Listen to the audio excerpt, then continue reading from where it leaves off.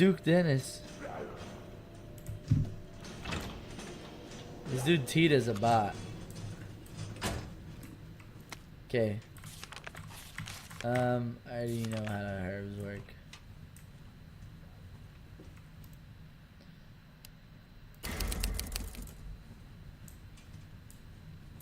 Go on, be something fire. Nothing?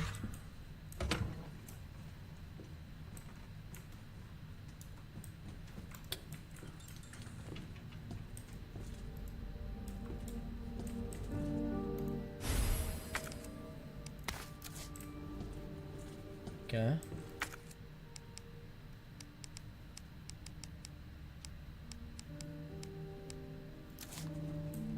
What am I doing here? What's going on? Can I open any of these lockers? Okay, 2 of them. I'll take that gladly. What's this? Freak it, I'll take it. How do I make gunpowder?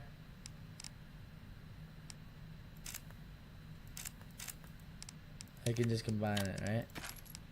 Bang. Alright.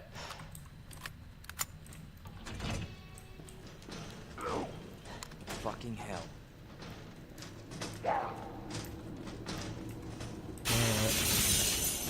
Just said I'm not gonna let that guy get to me. Guys, I don't know what's going on, but I'm really tired. Stream just started. Oh my gosh, stream started an hour and a half ago. Wait, Loki, we've been streaming a little minute. I'm so tired.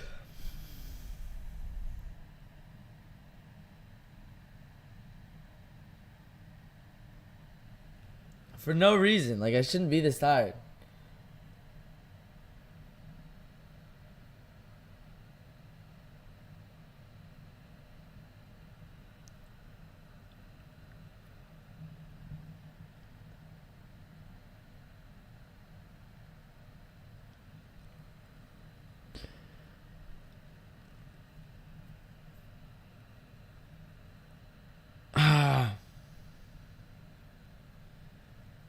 Guys, I'm hurting.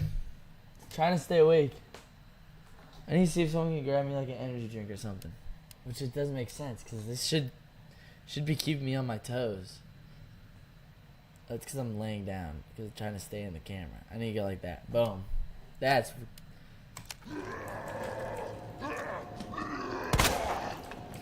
good.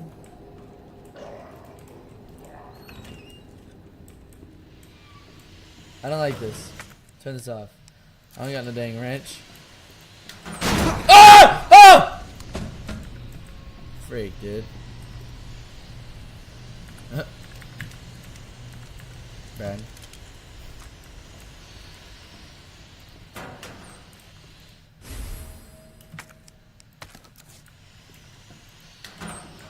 Nothing. Portable safe instructions. Press a button to light up its corresponding lamp. Light all of them to open the safe. Buttons must be pressed in a certain order. Pressing a single button out of order will cause all the lights to go out and you will need to start the sequence over again. Okay. Where's the safe at? Oh. Here it is. Examining items. Okay. Oh. Okay.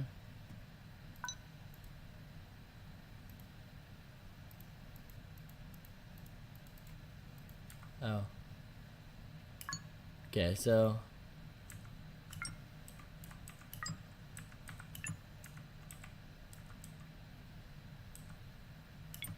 okay, I don't know what I'm doing, but okay. Okay, so it's okay, so I can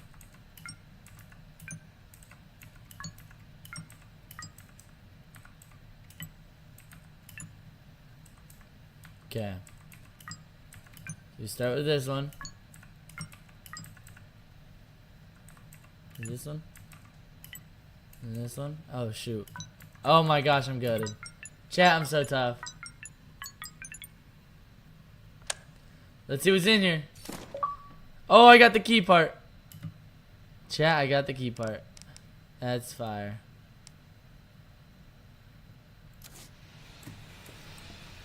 I got the key. They got the keycap.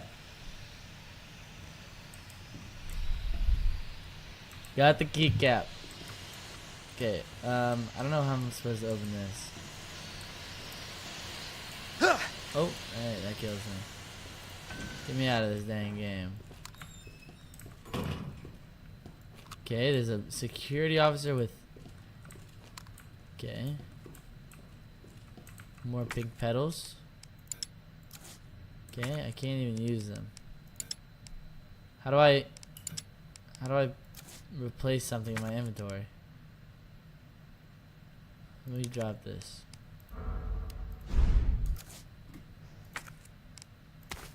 I think I can just combine this with itself. No, I can't. Okay, so it's just a waste of space. I'm sure there's a good use for it. I skipped through the herb.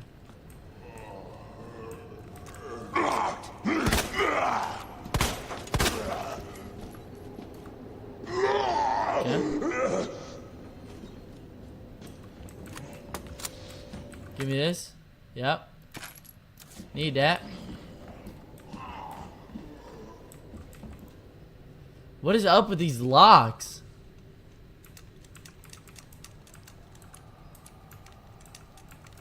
It can't be Ned again. Can't.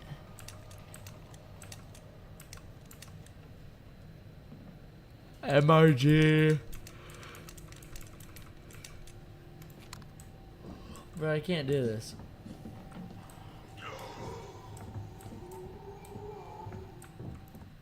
Okay. That's good.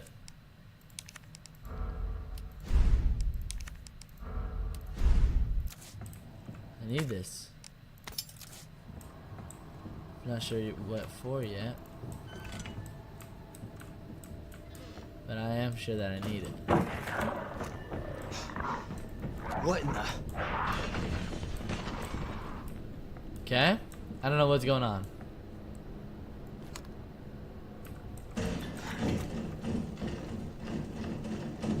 Stay back.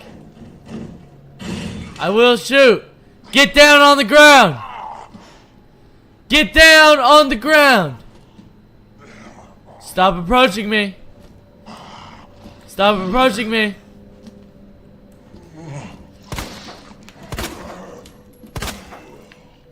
Smoked. Shots fired. Shots fired. I repeat, shots fired. Shots fired.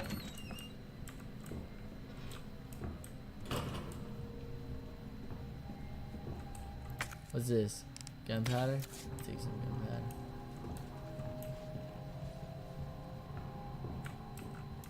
I don't need these planks. Oh my gosh. Oh, I need that. Please tell me this key goes to that. I really hope it does. I really hope it does. A C4. Gunpowder?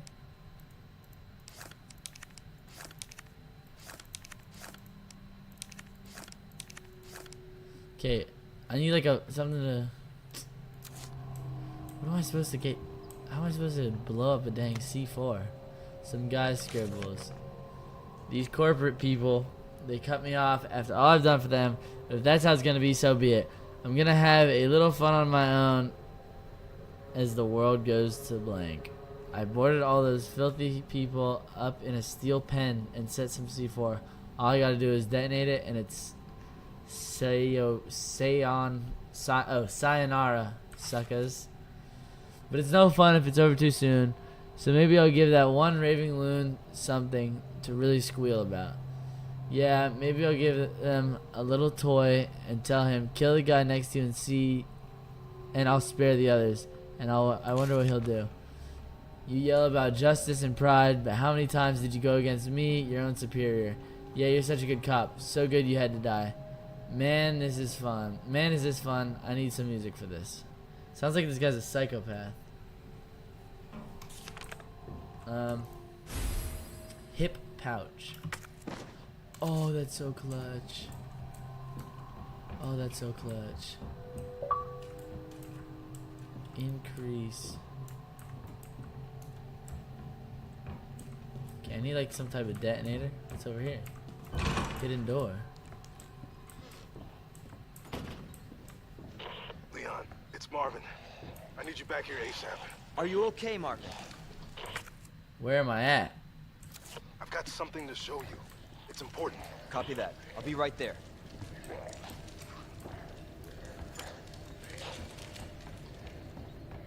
I mean, I guess I gotta go downstairs, huh?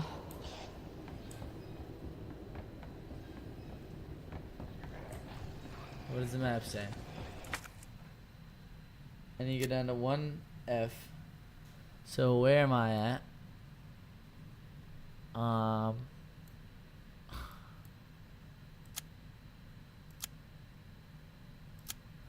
need to go down another set of stairs. Oh! I forgot what the... Hold on. Okay, what was this? What's this one? Is this on the horsey?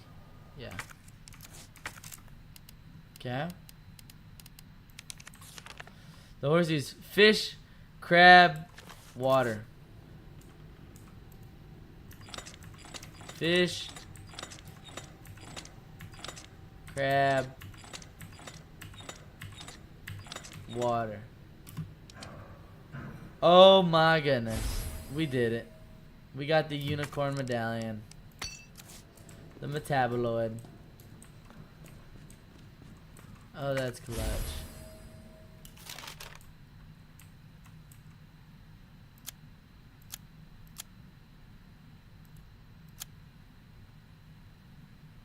I need to find stairs down.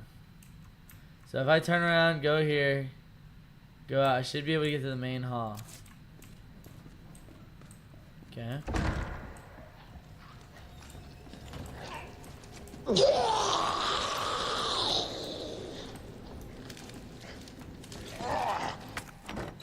It's locked.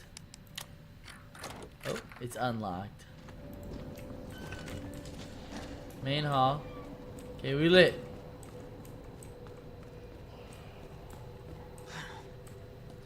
The lion. Okay, the lion. I need lion thing bird. Lion bush bird.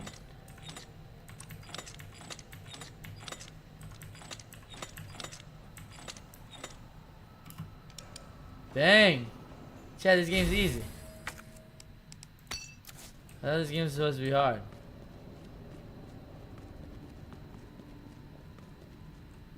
Okay, good time for a cutscene. There you are. Come here. Take a look. Yes! I knew she'd make it. You know her? Yeah. Name's Claire. I came into town with her. You can get to that courtyard. Through the second floor. East side. I'm good! Thanks, Lieutenant. There's no way I'm gonna make it. What if I just shoot him?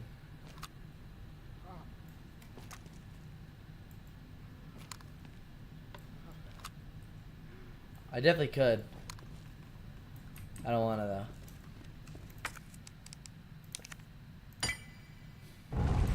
Okay. So Elliot was right. Yeah. Elliot was The right. passage isn't open yet.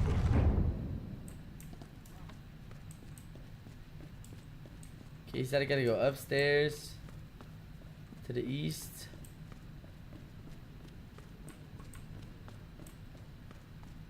Something like this. I assume this one.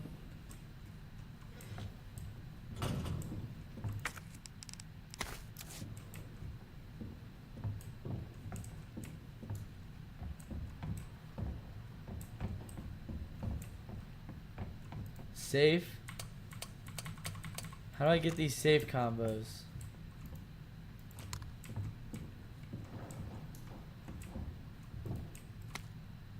A guide pamphlet. Did you know Well, we're the home of the pharmaceutical giant umbrella corporation. Raccoon City is a vibrant and dynamic city with a long, rich history of its own. In this guide, we'll introduce you to just a few of the more usual points of interest our city has to offer. The building in the center of town wasn't always a police station. In fact, it used to be an art museum. Various features like the unusual clock tower and the goddess statue in the main hall remind of a bygone era. Just a few blocks from this police station is an orphanage founded and run by the Umbrella Corporation with the help of generous donations from businesses and citizens alike. The building is known for its stained glass window, which attracts visitors from around the world. Okay. That's interesting. Oh, bet. I can use the same key. Oh my gosh, that's so clutch. Okay. Oh, shoot. Did you say the art room? What did he say to you? I gotta get outside, right? Yeah. Oh my gosh! What just happened? A helicopter just crashed into the building. We gotta check that out before going outside. Look at this.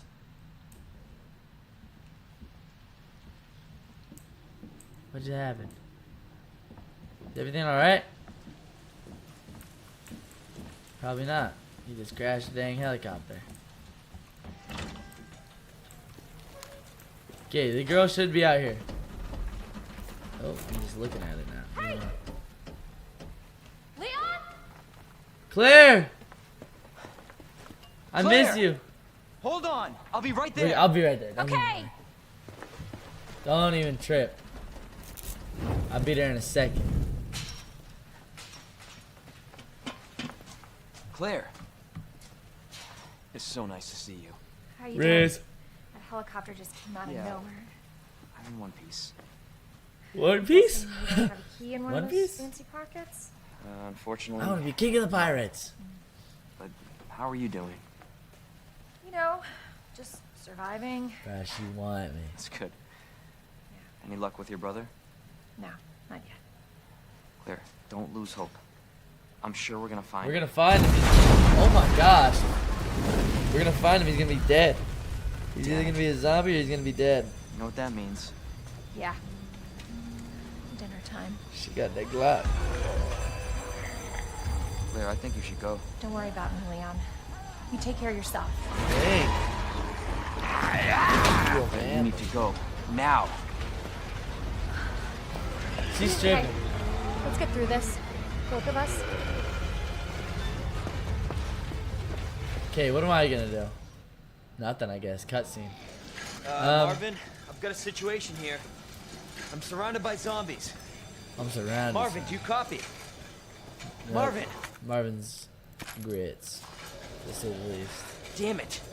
Okay, we got cutting tool. That's good. Bang. Okay, that's fire.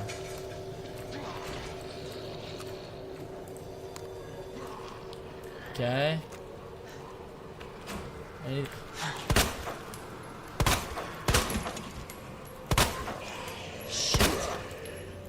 Shoot, I should have kept the board. Oh my gosh.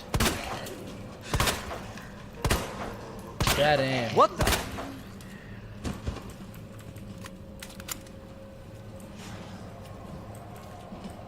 Son of a bitch. What the heck?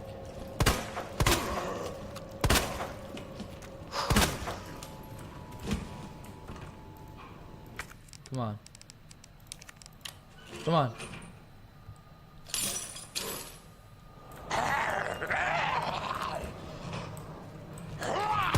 Bro!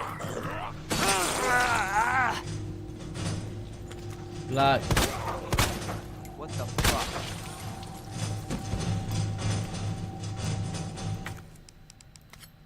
I only got like one use left in my knife. A flash grenade? I don't even need it.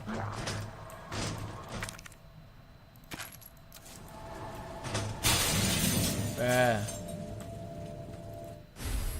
Electrical part. Okay, I think I did need that.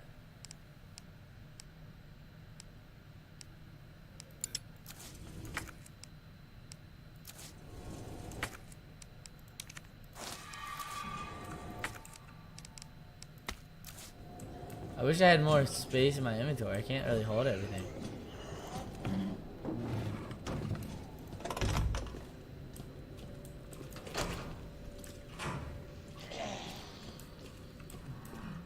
Let's hope that they don't hear me over here. They definitely do, though.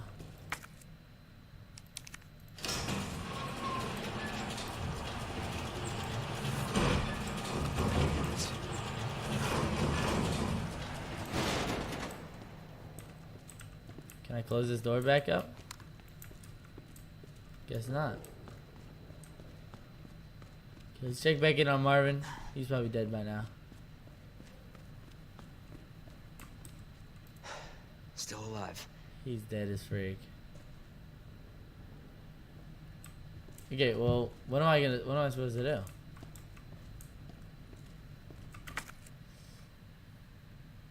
Find 3 medallions. I need to find the last medallion. What's the last one is this lady statue.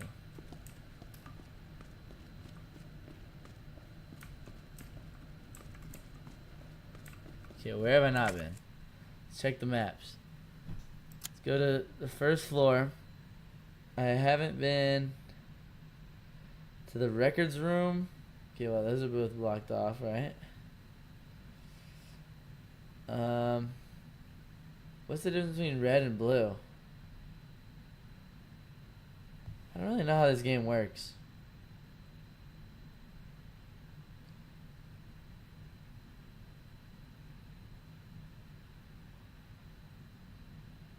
Yeah, I'm not really sure how this game works. We just gotta... Alright, I think we... What is this stuff?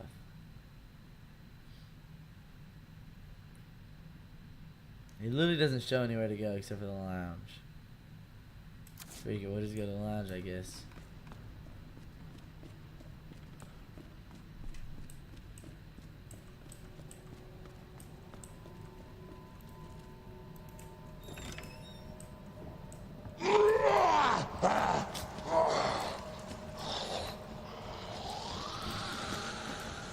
Freak that. Okay.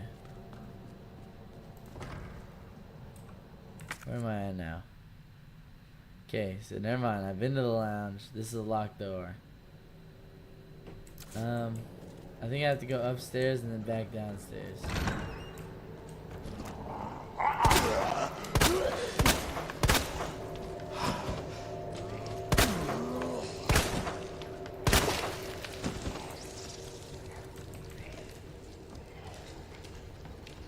There's something right here. What is it? Red book. Red book.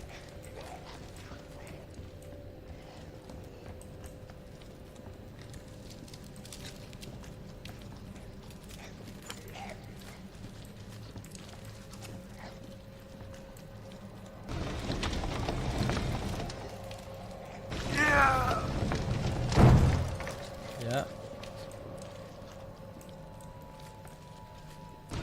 I'm already knowing. Look at this. Okay, well. This doesn't matter. We're not looking at that. It makes things seem better.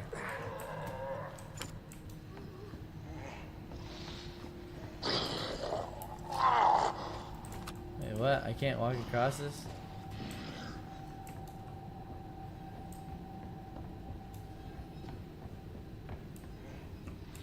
What was the point of that? Oh, that's the point of that.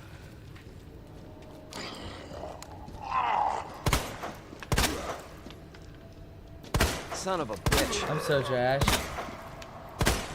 Oh my gosh, I'm so bad at this game.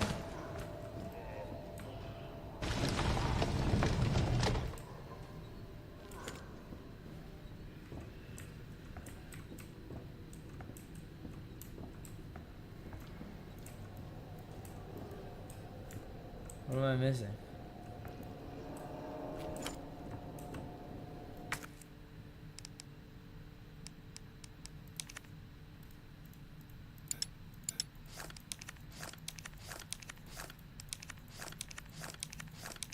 Yeah, this isn't good. I gotta find like a missing part of a jack.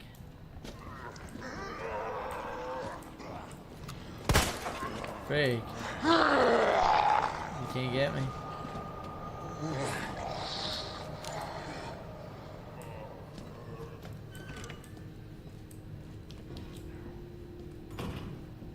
So this is where the woman's at. I just need a C4 thing. Detonator. Alright, that's all I need. I just need the detonator.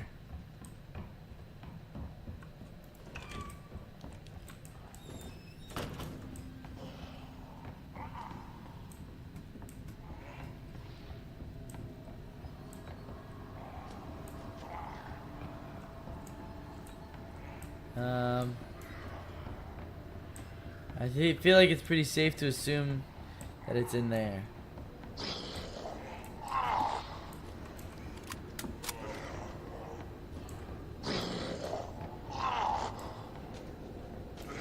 I think I kind of have to go over there.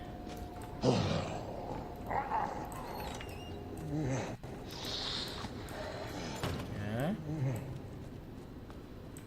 Interesting.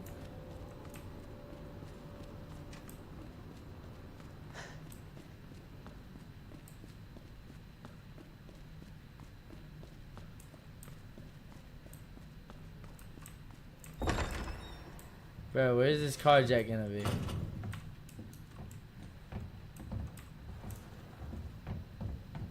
You think it's downstairs? Probably is, low key. Or it might be in the art room. Have I been in the art room? I have not. So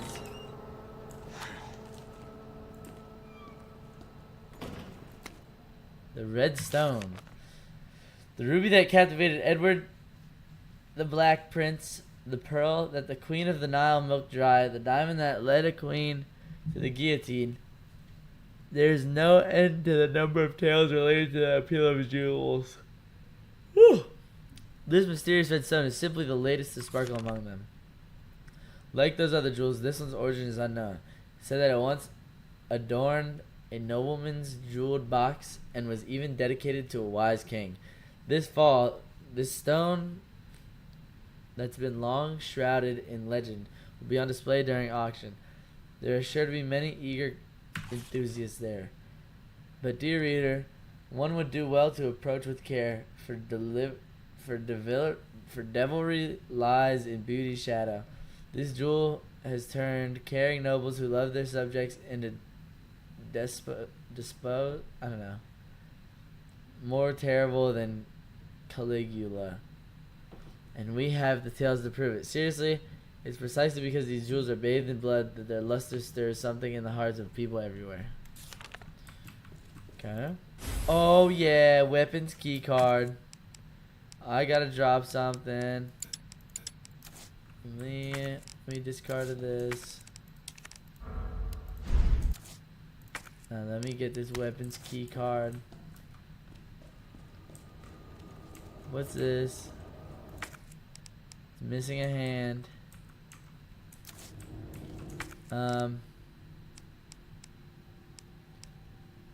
Yo, what's up, UFW Jubo? Resident Evil on top, OF. I don't know how long ago is on top. I don't know how long ago you said that, but bruh, this game is far so far. Do I need this book? I hope not. I can't even leave it. What do I leave?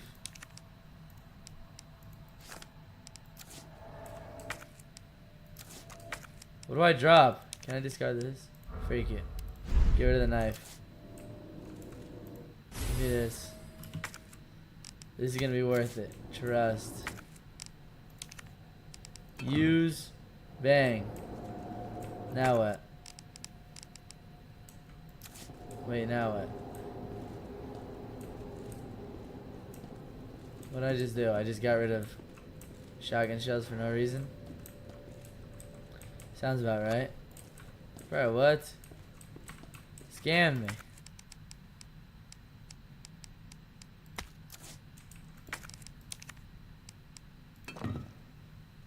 Wait, what can I combine it with? Hold on. With the red book. Oh, shoot. Come on, baby. Give me something good. Okay, that works. We'll take it. I don't know what to do with it. Alright, a staff with a jewel in it. I don't know what I'm doing with that, but I'm taking it, I guess. Okay. What's over here? Can I? No, I need like a wrench or something. A winch, a handle. Okay, let's go get the shotgun. I'm sure the shotgun's about to be so tough. I think it's downstairs though. So let's head on down.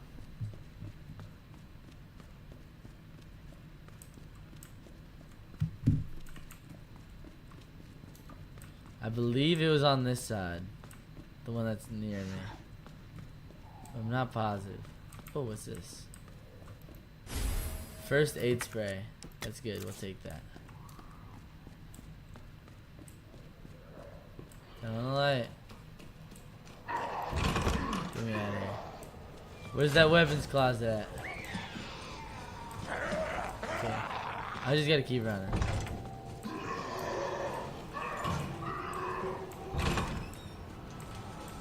Uh-oh.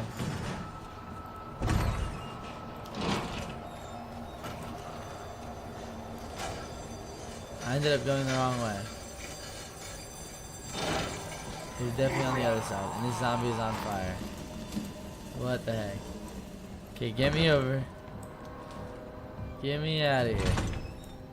Alright, it's on the other side. It's on the other side.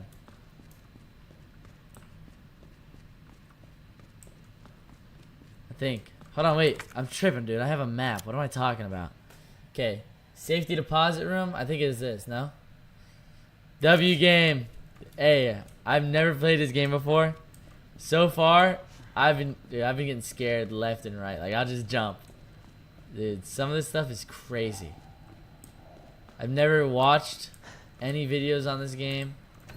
This is my first time ever even seeing it. And it's crazy already. I just gotta remember where this room is at. Freak, dude. What the? Whoa. Hey. Okay. Run past him. Oh! Oh! Oh! Hold on. Okay, I don't have that key. Run. Bro, what? Smoked. Good aim. Bro! Oh my gosh, I'm dead. You play RE7. I don't know what that means.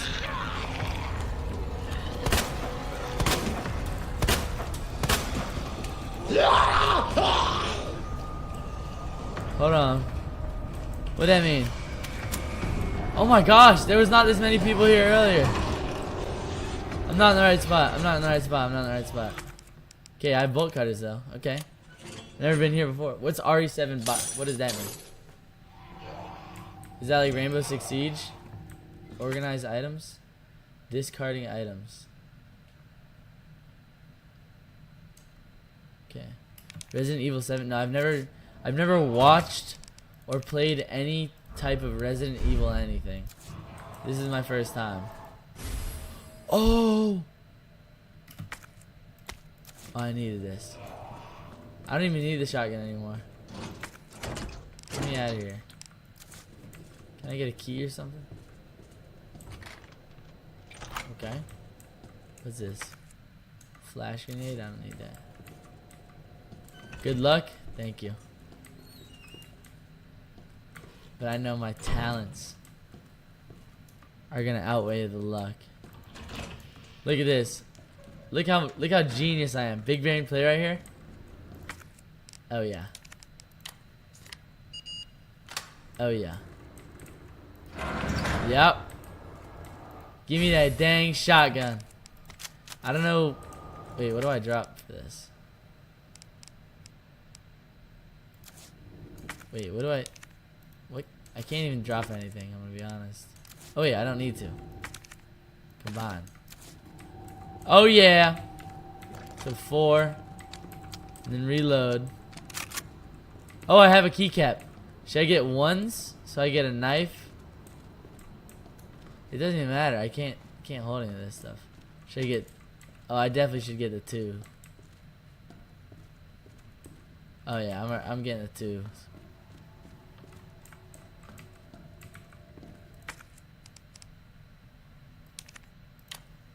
Ah. Wait. Do I need to get 2s or? Hold on. What's okay? So this gives 3 as a bag. I think I'm gonna get the 3.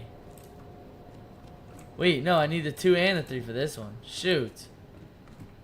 Okay, so I need to get. Oh my gosh. What is that? I guess we'll get 3 just because. I don't know why. Dang. That sucks. Then we gotta get 1, 3. What up, brother? Yeah.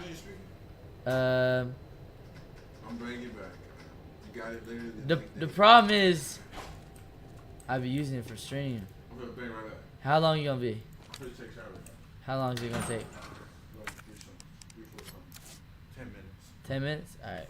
Nobody sub for the next 10 minutes. If you do, hey, if somebody, You trying to go, if somebody, huh? Trying to go fishing? You going home this weekend? I'm going to Chicago. Okay. Chat, I'm going to Chicago and this week.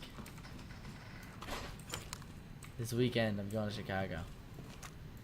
Okay, but anyways, more importantly, we got this electronic gadget. Jesus.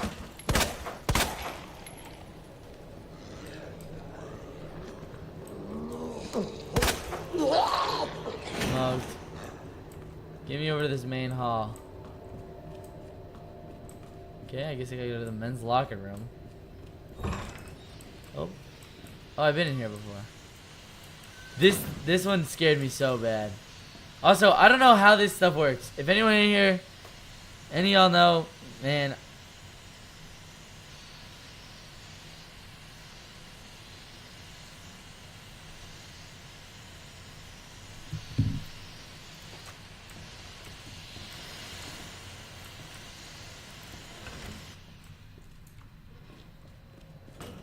Okay. I mean, I can't get out that way. I think this way I gotta go out.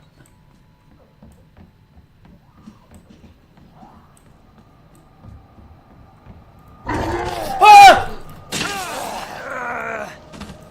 Bro, what is up with this game?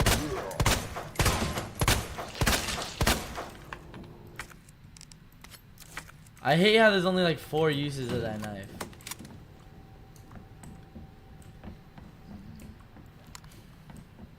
Okay, where am I at?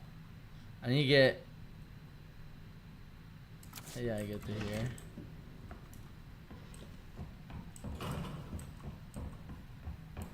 Yep. Yep. Oh my gosh, we're about to do it. Okay. Wait, now what?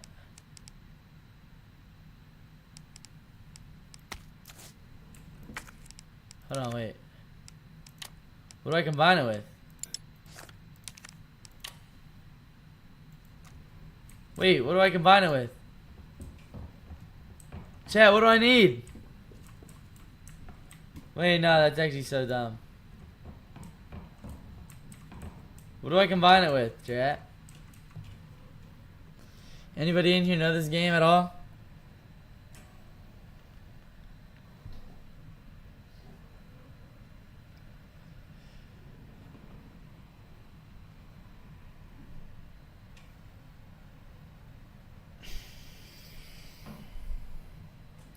I'll take that as a no. Freak, dude.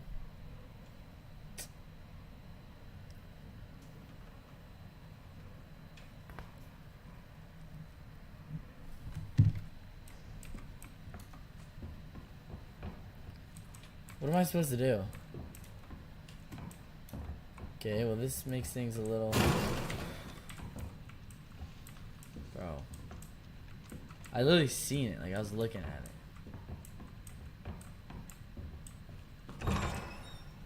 It didn't even scare me, by the way.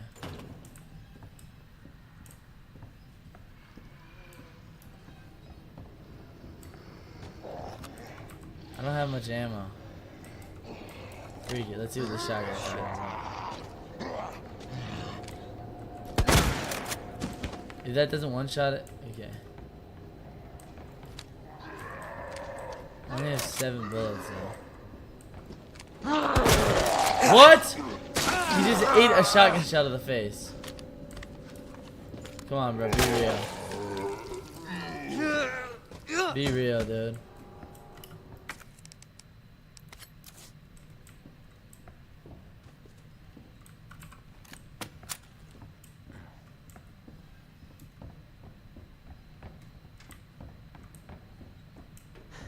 Guys, I don't know where I'm going. Where haven't I been here? Okay, I guess I gotta go back to the shower room. I don't know where.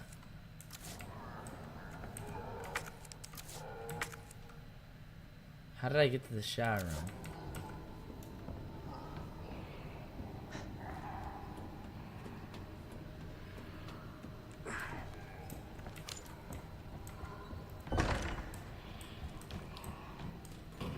Over here? Probably.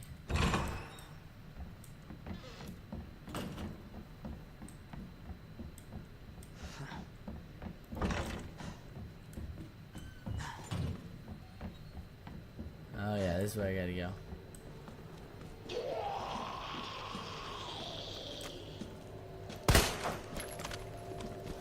Just.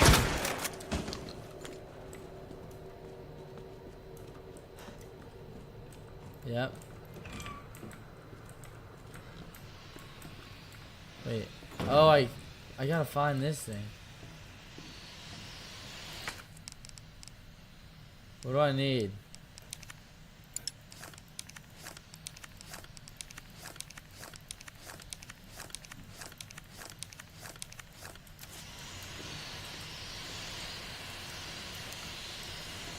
Can't even get back there. I don't know what to.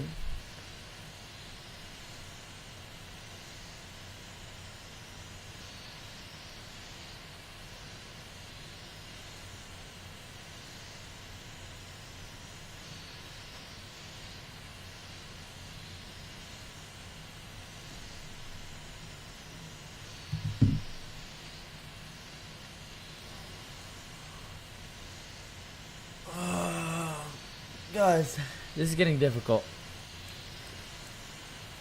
I think we just have to watch like a true crime documentary. Cause I'm gonna be honest, this game is hard.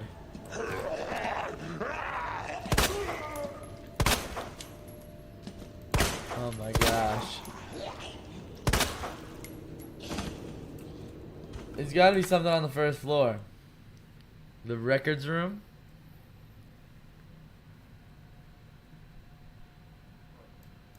I need a heart key.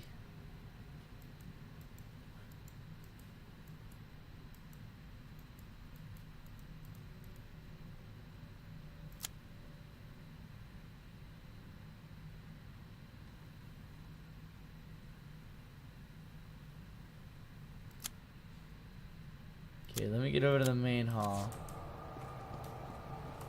Let me try at least.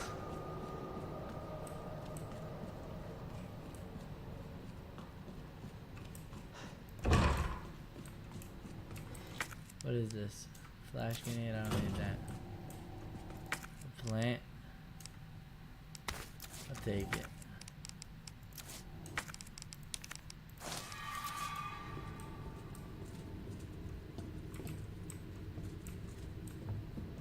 Oh, what does it say?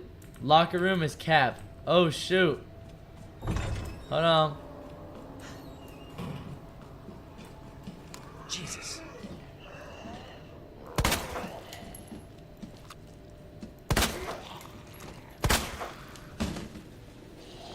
Locker room is capped. I swear I killed this lady. What the hell?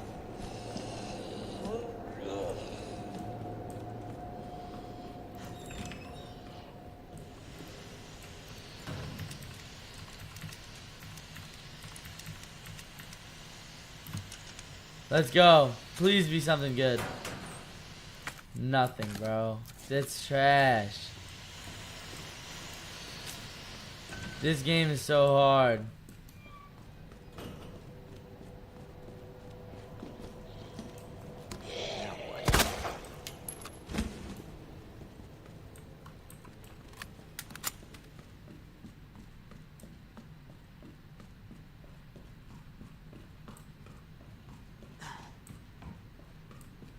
Nothing over there. Gotta go through here.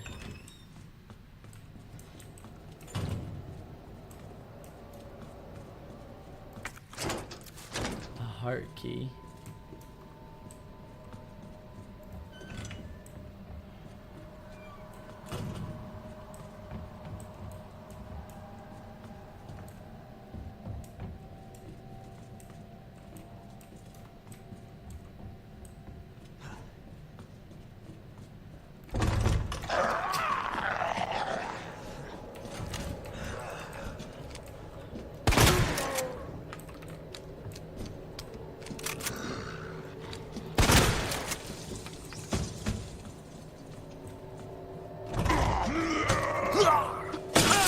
Dude.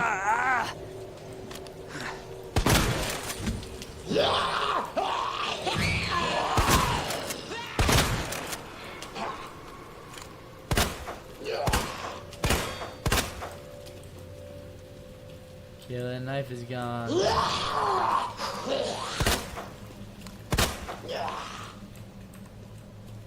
I'm running out of ammo.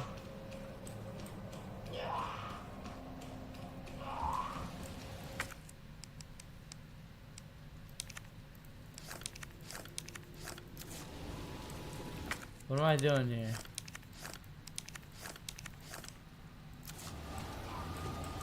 Oh, that's the board.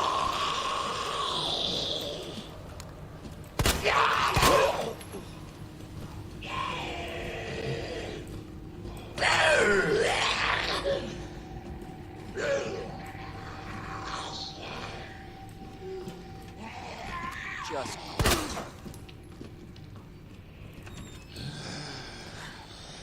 Oh my gosh.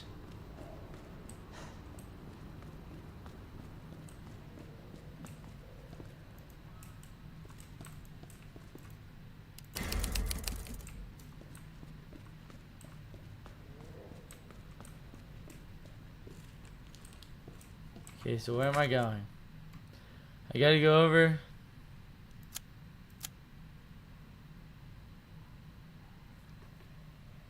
I don't know where I gotta go over to. I gotta go upstairs through the waiting room. What's that exclamation mark though? What that mean? We gotta go upstairs though.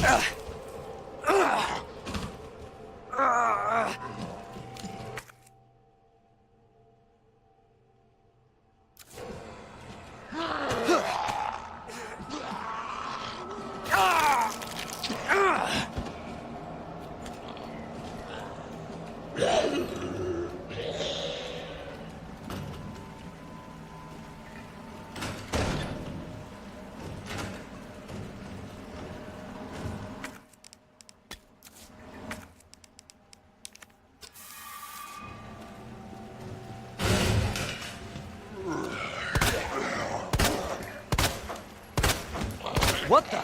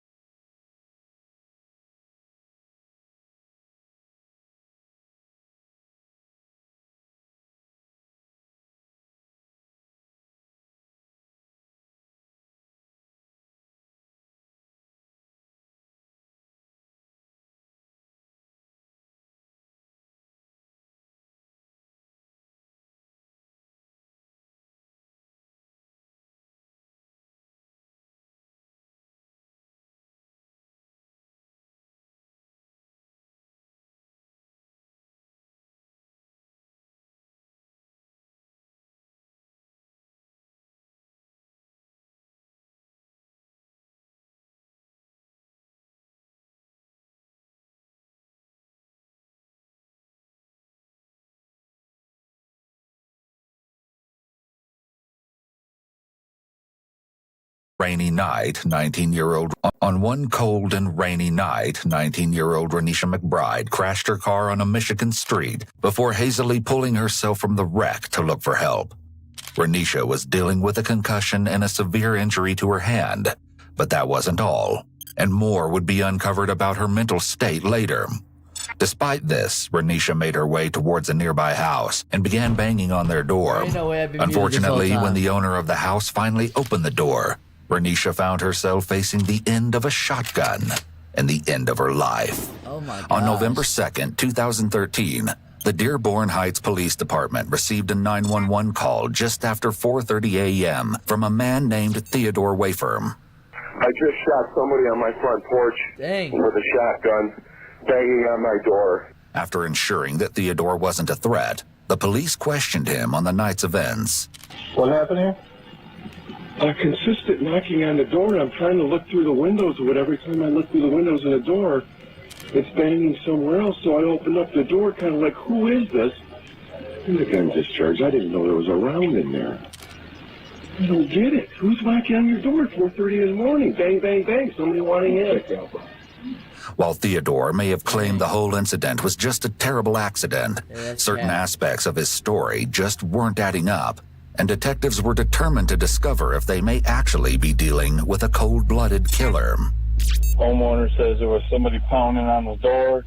He opened the door, like to say who the heck's out here, and his gun discharged and shot this black female in the head. Dang.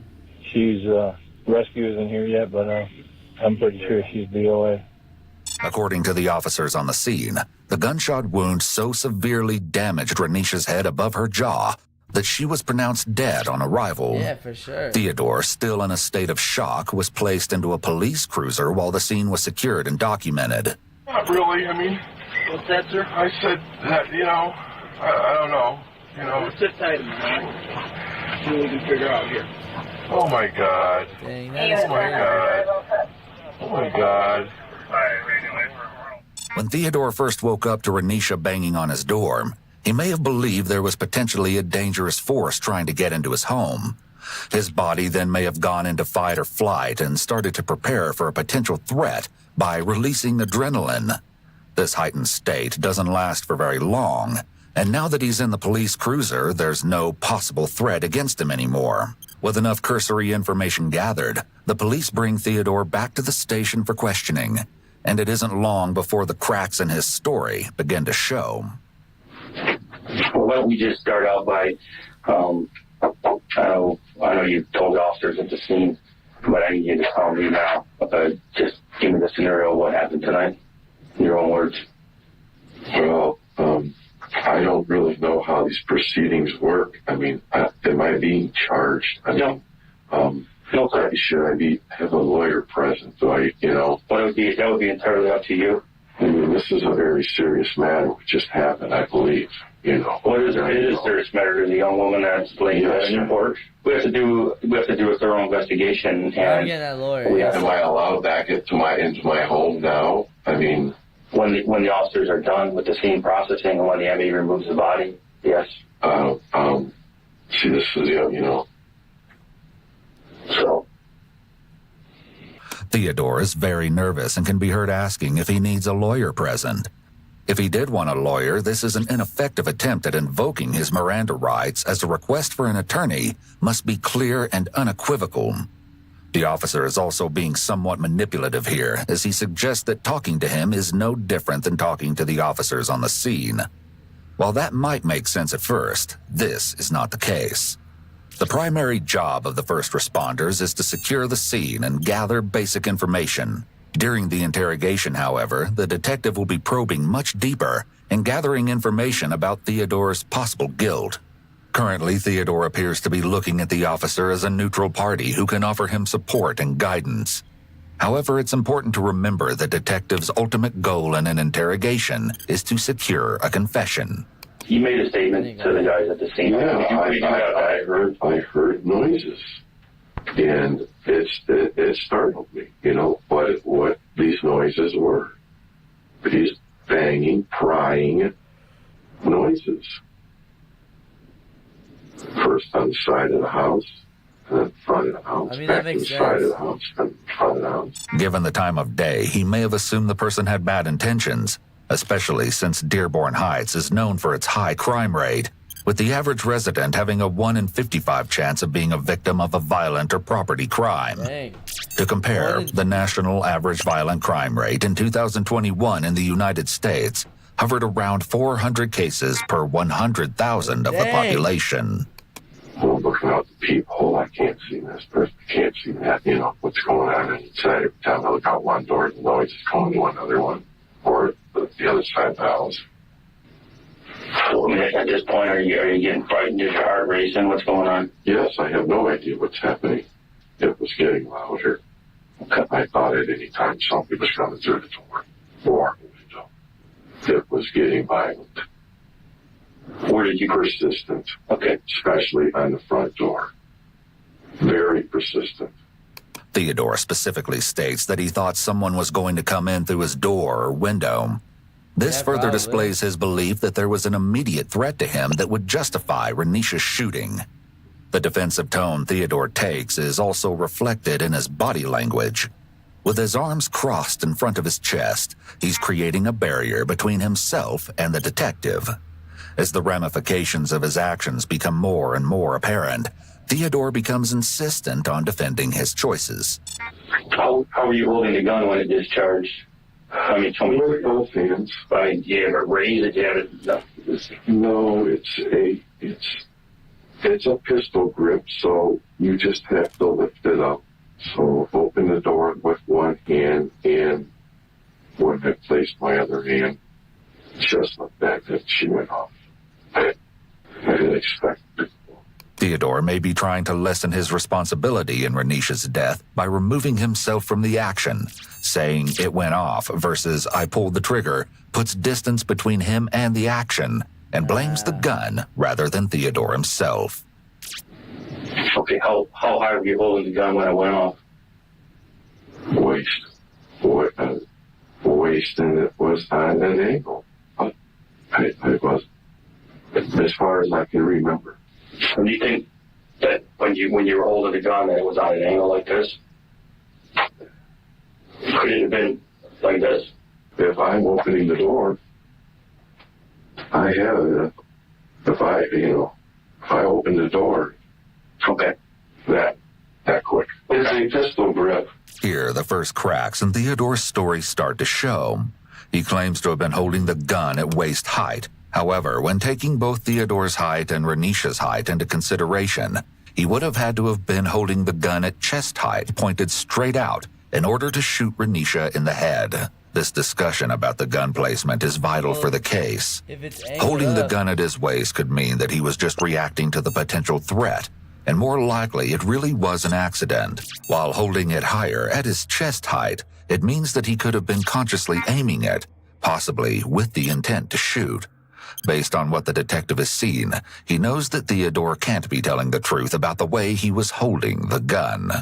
While it's entirely possible that Theodore is being deceptive in order to make the shooting seem more accidental, it's not unusual for individuals who are involved with a traumatic event to distinctly remember some parts, while other parts are fuzzy. This is one of the reasons that eyewitness reports are never as accurate as we think they should be. According to Michigan's Castle Doctrine, you're allowed to use deadly force on someone who's breaking into your home if it's necessary to prevent great bodily harm to yourself. Based on Theodore's own account of the night, by the time he grabbed his shotgun and decided he'd had enough, he wasn't in any immediate objective danger. This, alongside the fact that he opened the door up to the danger with the intention of dealing with it, could potentially negate the Castle Doctrine as a valid defense. I don't even know. I did not look at the body.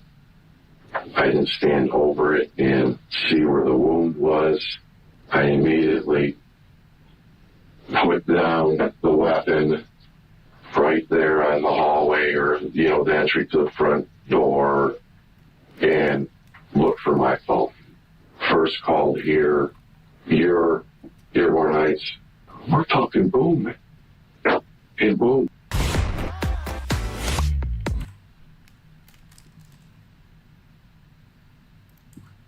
As he prepares to wrap up the interview, the detective brings someone else in to help ask one final question. You have, where do we take your shotgun shell casing? So we took your Mossberg. There was a spent shell casing in the shotgun, and you had your green shotgun case. So we just tucked it in that and took the gun with it. There was one shell casing, so what, there was just one in it all the time, or what? Yes, like I was just trying to explain, I couldn't remember if there was one in it or not. I kept my shells in a separate closet, so I got a little paranoid a few weeks back, got paintballed, so I maybe that's when I loaded it, put it in. I mean, I don't think I mentioned that to you, but I mean, that's what I put one in there or something like that, but I did not realize there was one in there, no. Following Theodore's interview, the police spent quite some time digging through every aspect of the case to make sure there was no crucial detail left out. During this investigation, they found out some intriguing details regarding the hours leading up to Renisha's death. According to police records, a 911 call was placed just before 1 a.m. to report a no-injury accident where a woman who was driving under the influence had been speeding down the street and struck a parked car. Dang. Although the woman driving had clearly been disoriented and possibly confused when she got out of the car, she had left on foot and wandered away from the scene of the crime. Police didn't arrive on scene until they received a call stating that the driver had come back to the scene. Unfortunately, by the time cops and EMS responded, she was already gone again. This driver was Renisha McBride, and had anyone been able to stop her from wandering off in her delirious and drunken state, she may never have ended up on Theodore Wafer's front porch. On the flip side, some say Renisha would have never ended up on Theodore's porch if she hadn't been drinking and driving either. You'll notice that was a 3-hour difference between the time that the 911 call was placed about the car accident around 1 a.m. and Theodore's call to 911 at 4:30. To this day, it's unclear where Renisha was during this period of time, but her family believes she was disoriented from her head injury and seeking help. Theodore eventually received charges for murder in the second degree and manslaughter, as well as a felony firearm charge. While Theodore may have claimed that his gun accidentally misfired during his initial interview, this claim actually changed by the time he got to court. Instead, he and his lawyer were insisting that Theodore intentionally fired out of self-defense because he was scared that Renisha was trying to break in. Despite Michigan's Castle Doctrine, the judge ultimately ruled that nothing Renisha did was intense enough to justify Theodore being legitimately scared for his life. In the end, Theodore was found guilty on all charges on September 3, 2014, and received 15 to 30 years for his second-degree murder charge, 7 to 15 years for the manslaughter charge, and finally, a 2-year sentence for the felony firearm charge, with all of these sentences served concurrently. While Michigan may not have the death penalty, Theodore's lawyer argued that the judge had basically given the then 55-year-old man a death sentence, as he's likely to spend the rest of his life paying for his actions.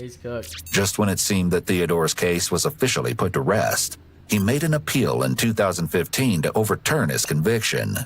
To the surprise of many, the Michigan Supreme Court heard Theodore's case and actually vacated his manslaughter conviction. Dang. In Michigan, the second-degree murder statute requires that the defendant acted with malice, whereas the manslaughter charge implies that the defendant didn't. Seeing the contradiction in these convictions, the court determined that having both convictions was a violation of Theodore's rights. With one of his convictions vacated, there was a slight chance that Theodore could come out of this with a shorter sentence. However, at his resentencing on June 22, 2022, the judge stated there were strong reasons for Theodore's original sentencing and gave him 15 to 30 years for second-degree murder. While he may no longer have the manslaughter conviction, ultimately, Theodore will serve the same amount of time behind. That's crazy. We bought a ham. An 18-pound hamon.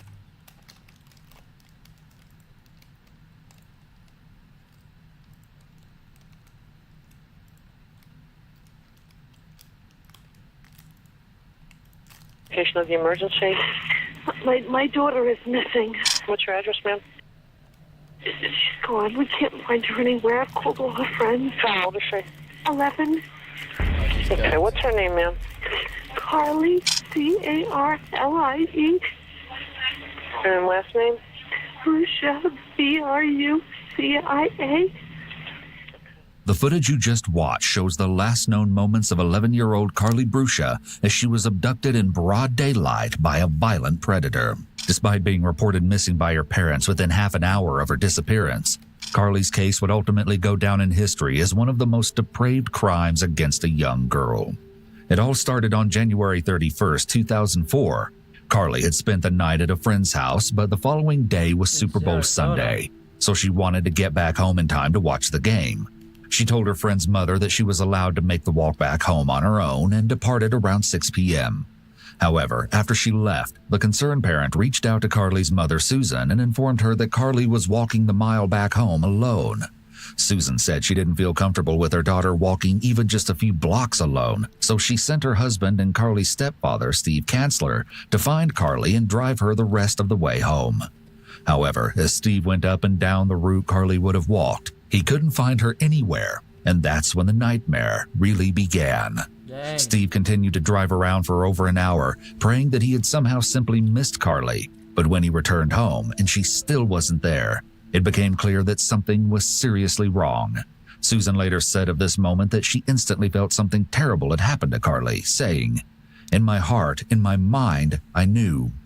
Susan and Steve left the house together to search again, shouting Carly's name out the car window as they drove down the road. They stopped briefly to investigate a wooded area and noticed a red tow truck drive slowly by them.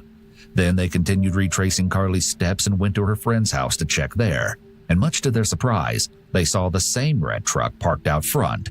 It struck them both as very odd, and upon realizing that Carly wasn't there either, Susan decided it was time to call for help.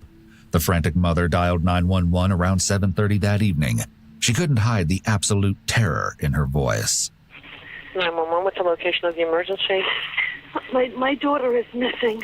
What's your address, ma'am? And your phone number? Okay. Has she been missing before? No, she had a fight with her girlfriend. She decided to walk home, and we've been driving around for about an hour and a half. And it's now an hour and a half walk. She's gone. We can't find her anywhere. I've called all her friends. How old is she? 11. And when was the last time that she was seen? It was at 6 o'clock, Steve. Around 6 o'clock. And she was at a friend's house? Yeah. Okay, what's her name, ma'am? Carly, C-A-R-L-I-E. And last name? Brucia, B-R-U-C-I-A. She's just shy of 5 feet. Okay. Do you know how much she weighs? She's around 120 pounds. And what color hair does she have? Dirty blonde. And what color eyes? Blue. Following the heartbreaking call, police immediately issued a BOLO, or Be on the Lookout alert for Carly, and searched the surrounding area for 4.5 hours, but found nothing.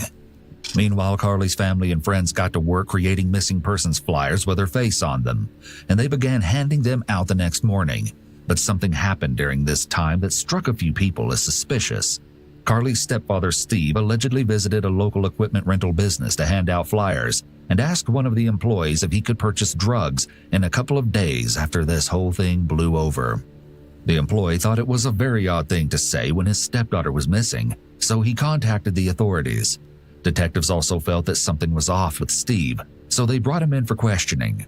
He stated that he'd been at home the entire time with Susan, which she was able to corroborate. After fully verifying his alibi, he was cleared as a suspect, but Steve did offer them another name, Ron Choquette.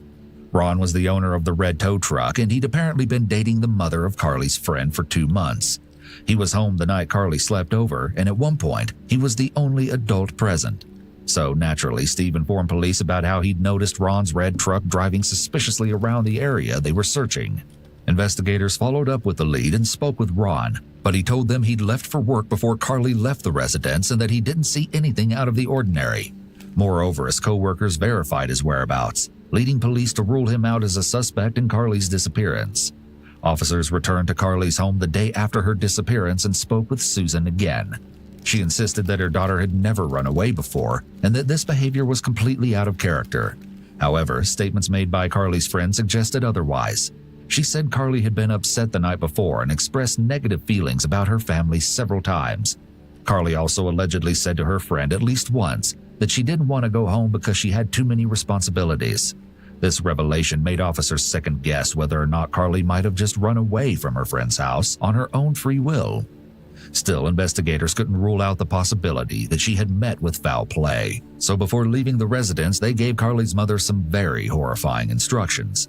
They asked her to contact her daughter's dentist to obtain her dental records, just in case they would be needed to make an identification. Damn. The next morning, Carly's classmates arrived at school to find her seat empty, and around the same time, authorities brought in tracking dogs to aid in their search.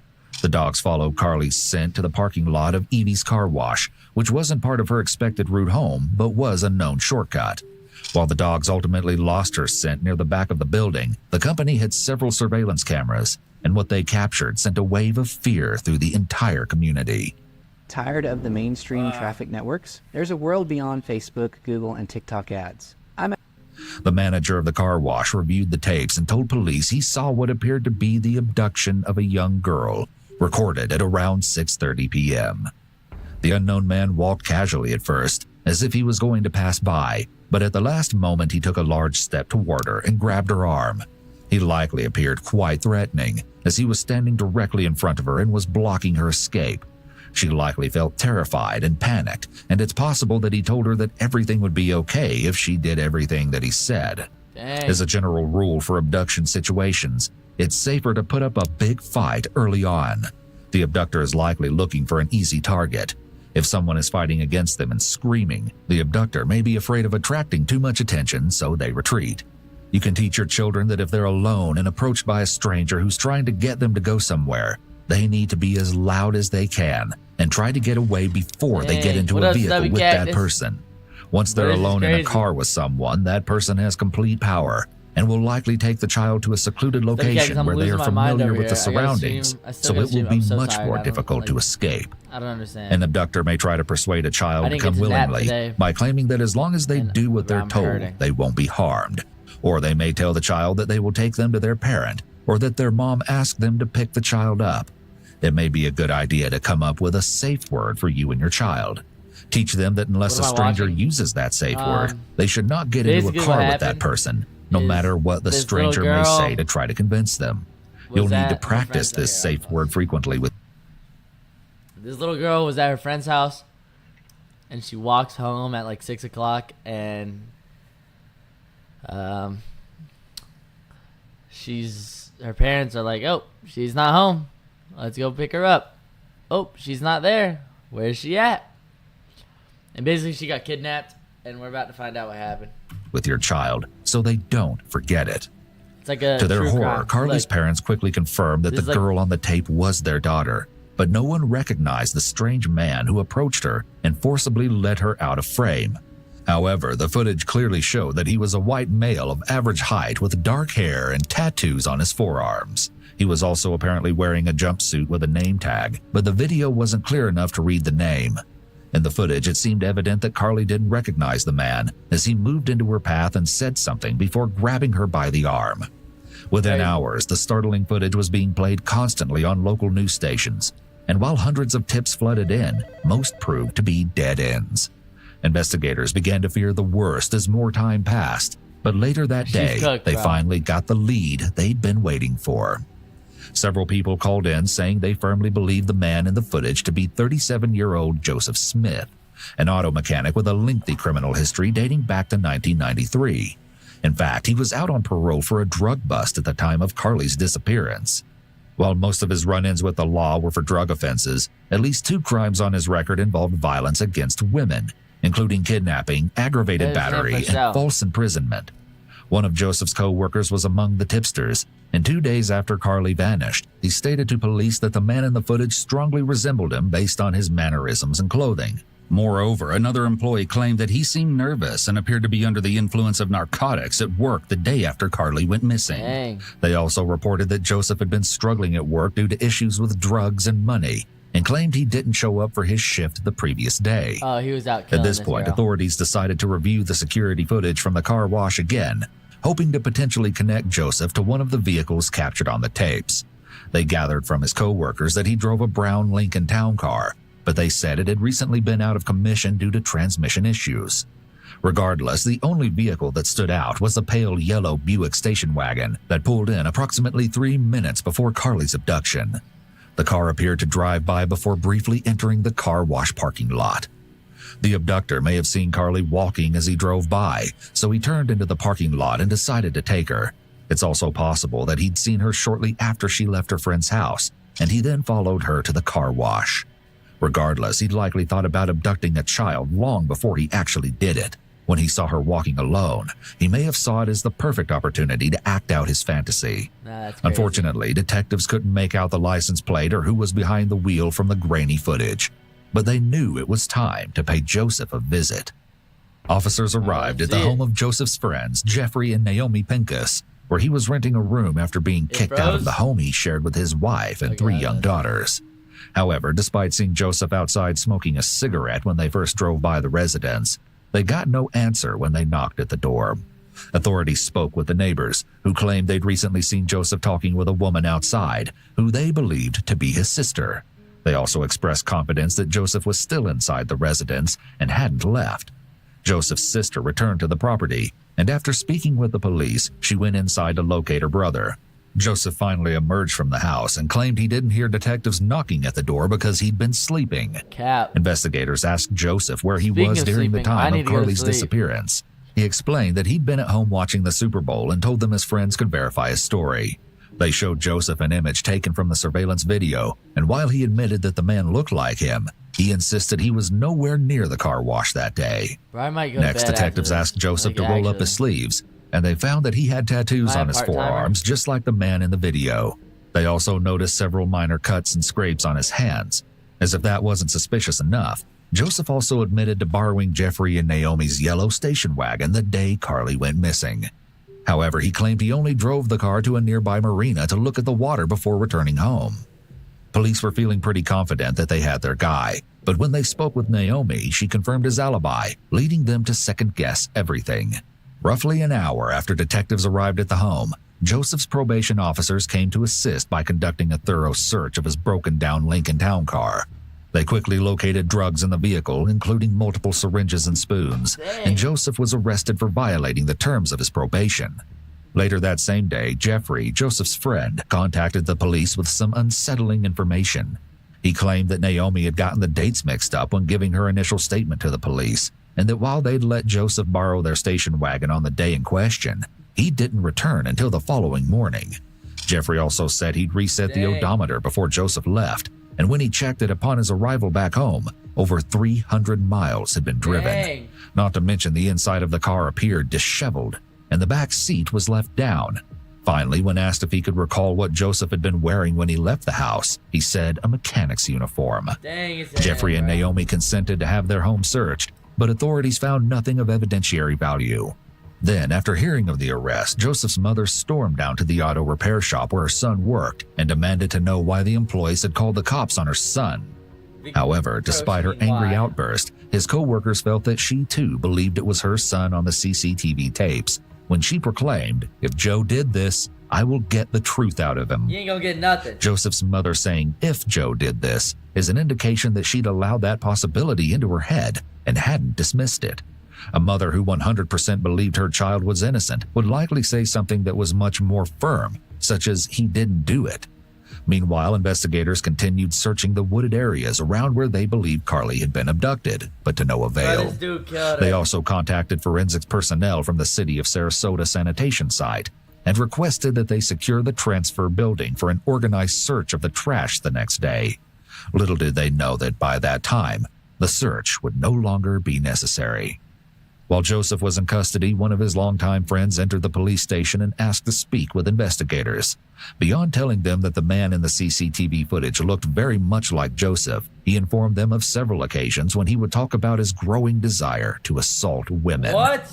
Shortly after this encounter, detectives transported Joseph from jail to police headquarters for a formal interview. The following interrogation footage has never been seen before. I want to just talk. You and I have some things to talk about. Okay, because some of the things at the house, we got to get straight. That's the most important thing. Okay. In this room is about the truth. Mm-hmm. Okay? It's the most important thing that goes on in this room. Joseph's arms are wrapped tightly around his torso, which could suggest that he's feeling defensive and trying to protect himself. In addition, his legs are crossed at the ankles. His whole body is in a closed position, signifying that he may be uncooperative and may not be willing to speak with the detective. The initial interview never even had the chance to get started. I was already advised to talk to a lawyer.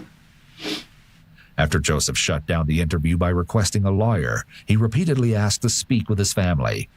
I can't talk to you. You have requested a lawyer. What about my family? Why can't I call them? You know, I want to talk to my parents or my brother. But the detective ultimately convinced him to meet with an attorney from the public defender's office. Can I contact the public defender's office for you? And they can bring a lawyer down here. But Joseph did have one last request. Hey, did you say something? Do you think that I could smoke or not? Joseph may be so focused on himself and his wants that he thinks he'll be allowed a cigarette break, despite the fact that police are busy trying to locate a missing child. But it is a federal building. It's against the law for you to smoke in here. I mean, like outside or something. Not right now. When the detective says no, Joseph nods his head and smirks, seemingly unconcerned about the seriousness of the investigation. If Joseph had been cooperative and willing to talk, the detective might have been more lenient about the no smoking rule. However, the detective has no incentive to make Joseph feel more comfortable, and he has no reason to reward him because he's given them nothing. So the request was denied. Then, Joseph attempted to plead with the detective again. Can I call my mom? Not right now. So, what's, you gotta come with? Yeah, we're working on it right now. I need to talk to, my family. See what's going on. You cook, bro. It's understandable that Joseph wanted to talk to his family, as he likely wanted to get their advice on what he should do, or so he could explain to them what happened. Joseph was eventually transported back to jail, where he finally got to call his brother John, and what he said to him confirmed everyone's worst fears. Hey, if you want to keep working 40, 50, even 60 hours a week in a career On February 5th, 5 days after Carly disappeared, John contacted authorities and asked them to meet at his residence. When officers arrived, he told them he knew where to find Carly's body and directed them to a wooded area behind a church, just a few miles from her home. According to John, his brother had confessed to abducting and brutally assaulting the young girl, but claimed not to remember much of the incident due to drug use. Joseph may be trying to set up a defense for diminished capacity by alleging he doesn't recall what occurred and was high on drugs. The specific facts of the case will show whether this is a viable defense or not. While John was in the presence of investigators, Joseph repeatedly called him, and he became visibly upset by the things his brother was saying. At one point, John exclaimed into the phone, "Did you just choke her too hard?" To which Joseph allegedly replied, yes. Then he asked if he had tied her up, and Joseph answered that the body was not bound, but he admitted to violently assaulting her and leaving his DNA behind. Joseph's mother arrived at John's house and stated that Joseph had also contacted her earlier that day from jail and confessed to murdering Carly. Police then rushed to the church and they quickly discovered Carly's body partially hidden in a wooded area. Investigators speculated that she'd been dragged to that location based on the presence of abrasions on her right side. An autopsy later listed her cause of death as ligature strangulation and noted that she had also been brutally assaulted. In addition, linear marks on both of her wrists indicated that she had been bound at some point. Forensic testing revealed traces of Joseph's DNA and hair fibers on Carly's body and clothing, and he was subsequently charged with her murder. Adding to the case against him, a search of the yellow station wagon revealed 2 hairs consistent with Carly's, as well as several fibers matching the shirt she was last seen wearing. Investigators theorized that after borrowing his friend's car, Joseph had taken a combination of drugs. and that's when he noticed Carly walking alone. It was just a chance encounter that caused him to kidnap, assault, and murder the innocent 11-year-old. Meanwhile, the community was outraged that Joseph had been able to walk free in the first place after having been convicted 13 times in the last 10 years of various crimes. Furthermore, around a month before Carly's abduction, a Florida judge had been requested by local authorities to issue a warrant for his arrest based on probation violations. Yet, the judge never did because allegedly the police hadn't completed the necessary paperwork. On October 24, 2005, Joseph Smith was found guilty of first-degree murder, as well as separate charges of battery on a child under 12 and kidnapping. He was sentenced to death by lethal injection for Carly's murder and life without parole for the other crimes. However, on July 18, 2017, a judge vacated Joseph's death sentence based on a new bill that required a unanimous vote by the jury. The jurors in his original trial had voted 10-2 in favor of the death penalty. Joseph ultimately died in prison while awaiting a new sentencing hearing in 2021. I grew up always on the bigger side as a kid. I was always... You can tell, bro. Look at you. All right, guys. I'm gonna be honest. I got 8 minutes left of me. I can go till 9:30. Oh, I'm getting a call. Yo, what up, man? Bro. What? What is up with these headphones, bro? What do you mean? What is up with... Bro, you losing aura, fam. This is so much aura. What are you talking about? No. This is so much aura. You're losing aura. What do you mean I'm losing aura? I can feel it. You can feel... I'm losing aura. You can feel the aura oozing through the screen, bro. I can feel my aura just being annihilated. It's... Yeah. You wanna know why? Because I'm consuming all of it. Yep. No, I'm stealing yours. I'm like a not really a black hole. I'm like a... What do you mean? No, huh? No, bruh. I'm saying... Bro, what is you on, bro? You said you the black hole. You be sucking. No.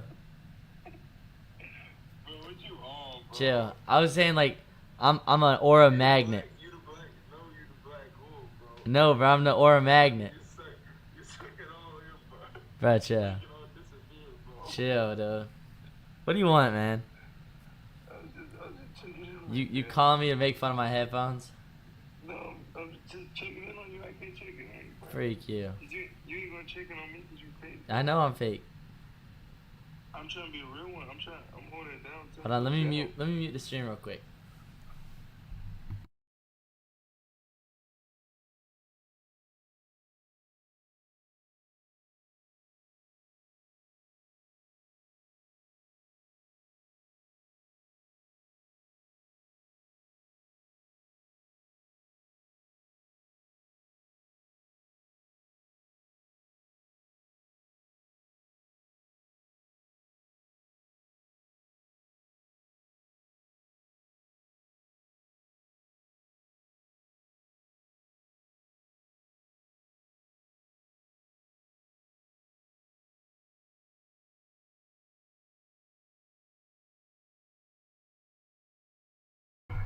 Alright. Hey, alright, bro.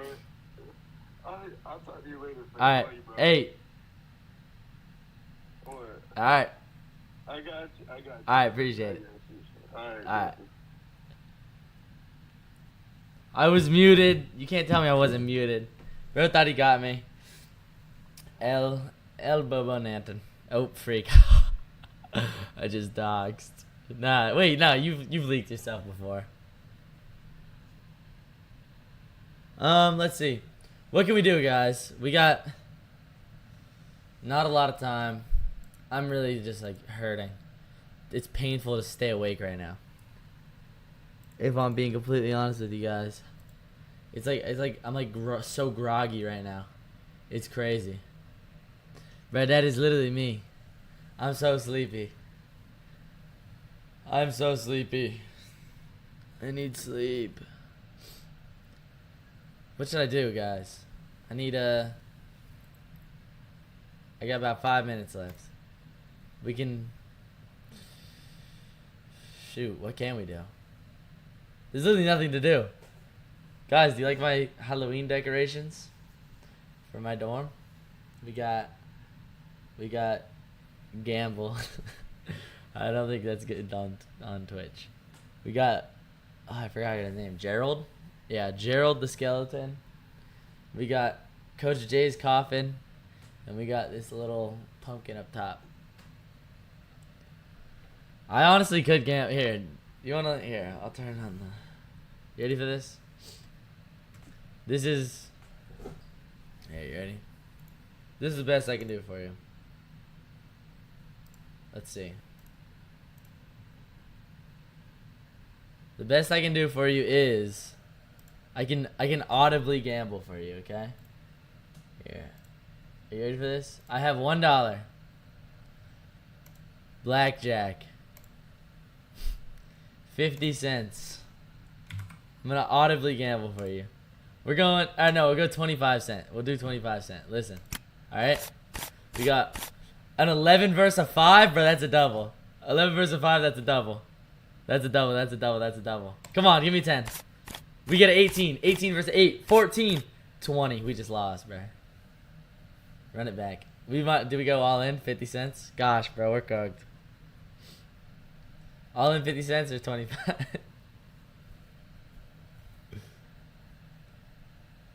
I gotta make that money back, right? Dang, bro, that's brutal. A 4-card 20. Alright, we're just gonna go 50 cents. Alright, we have a 12 versus a 10. We literally have to hit this. This is so stupid. We got 14. We have to hit this against a 10. Come on. I got 24, bro. Freak this game. Alright, well that was not 5 minutes. That was more like 1 minute. Alright, freak that game. What is there to do? We can play the Google Snake. You ready?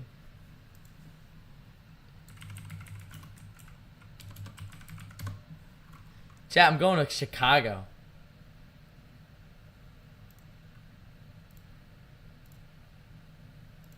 Let's get some bananas.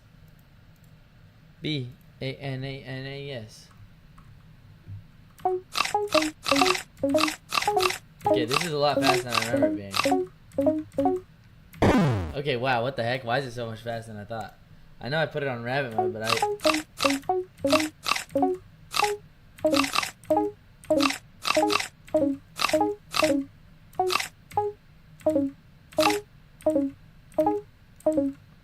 just sold. Alright, it's fine.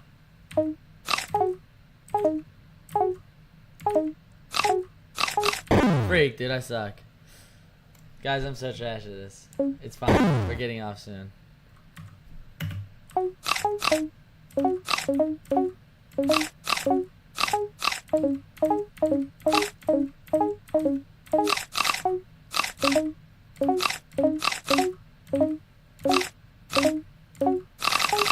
Freak. I suck. Gamer alert? No, I'm trash. Alright. We're getting off. We gotta go. Thank you guys so much for everything. I need sleep. I promise tomorrow's gonna be a better stream. Tomorrow is... Oh, shoot. Tomorrow's mail day. I think mail comes in. I think we're doing unboxing mail, so we'll see. Wednesday mail day. I promise tomorrow's gonna be a good stream. And then the next day, guess what we're doing? We're streaming a 10-hour road trip to Chicago. So be hyped for that. Be ready. Wednesday's I'm gonna be packing. I'm gonna be packing a little bit. I'm gonna be doing a lot of stuff. But yep, I gotta go. I gotta go sleep. This is the earliest I've ever gone to sleep in like ever. So I love you guys.